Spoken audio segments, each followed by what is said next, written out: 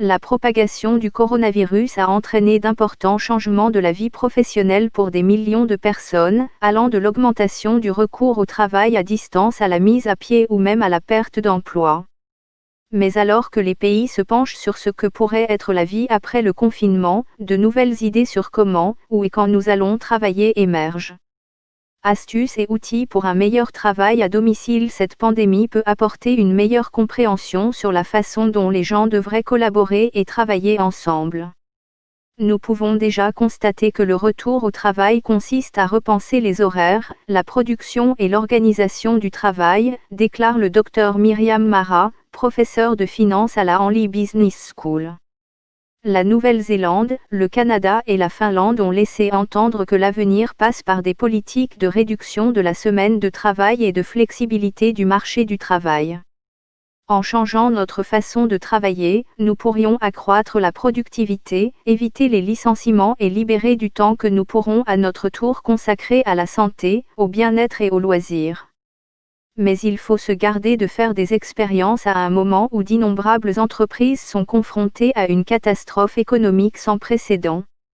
Si nous voulons repenser notre façon de travailler, nous devrions peut-être commencer par déterminer dans quelle mesure nous devons réellement travailler. Le Dr Mara a passé la majeure partie de l'année dernière à recueillir des données auprès de 250 entreprises du Royaume-Uni qui avaient adopté la semaine de travail de 4 jours, soit en réduisant la quantité totale d'heures de travail, soit en les concentrant sur 4 jours. Il faut que ce soit avec un plein salaire, sinon ce n'est qu'un travail à temps partiel, dit-elle. Elle a constaté que ces entreprises pourraient économiser environ 104 milliards de livres sterling, 75 600 milliards de FCFA, grâce à une productivité accrue et à une meilleure santé physique et mentale du personnel. Travailler 4 jours par semaine stimule la productivité. Vous n'obtiendrez pas un bénéfice pour rien, déclare Daniel Amermeil, économiste du travail au Barnard College et professeur émérite à la Royal Holloway University de Londres.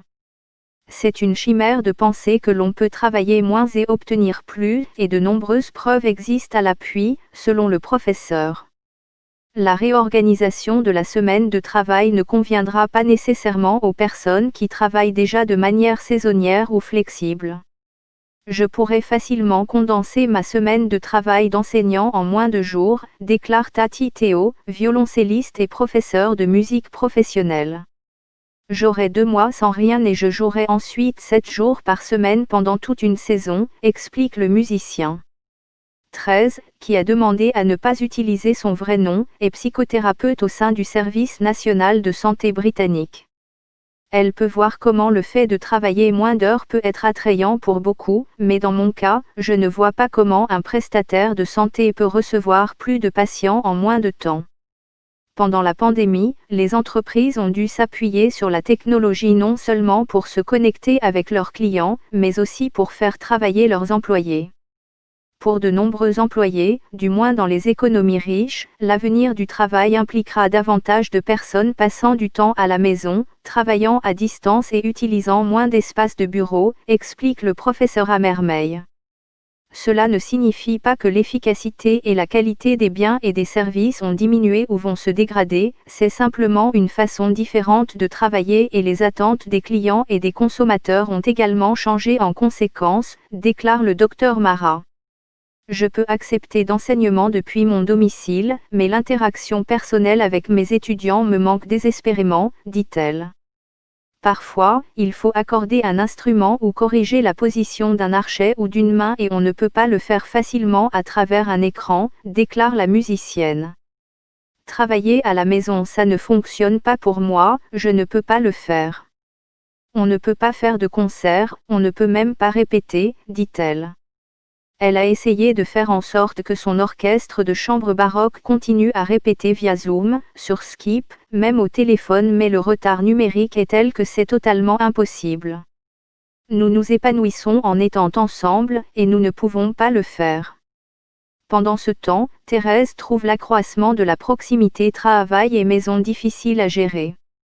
Je suis psychothérapeute, ce que je fais n'est pas toujours adapté à un environnement domestique, dit-elle. Il est difficile de faire entrer certaines choses et certains mots chez moi. Il est également beaucoup plus difficile de séparer mon temps de travail et mon temps familial. Or, il faut faire cette distinction, car cela permet aussi d'avoir un psychothérapeute meilleur et plus fort, souligne-t-elle. Les personnes travaillant dans des endroits comme les magasins, les hôpitaux et les fermes n'ont pas pu travailler à distance, mais pendant la pandémie, pouvoir contrôler les contaminations est devenu une nouvelle préoccupation. Pour ceux qui doivent travailler en présentiel, la distanciation sociale est la principale mesure, explique le Dr Marat. La totalité de la main-d'œuvre ne va pas revenir en masse sur le marché du travail. Une autre solution consiste à échelonner les horaires des employés et à introduire des équipes, pour réduire le nombre de personnes présentes dans les bâtiments à un moment donné. Les fournisseurs de loisirs et de divertissement sont confrontés à des défis particuliers. L'éloignement physique dans les cinémas et les salles de concert signifie que le nombre de personnes autorisées à entrer dans les salles peut ne pas être suffisant pour couvrir les dépenses des organisateurs.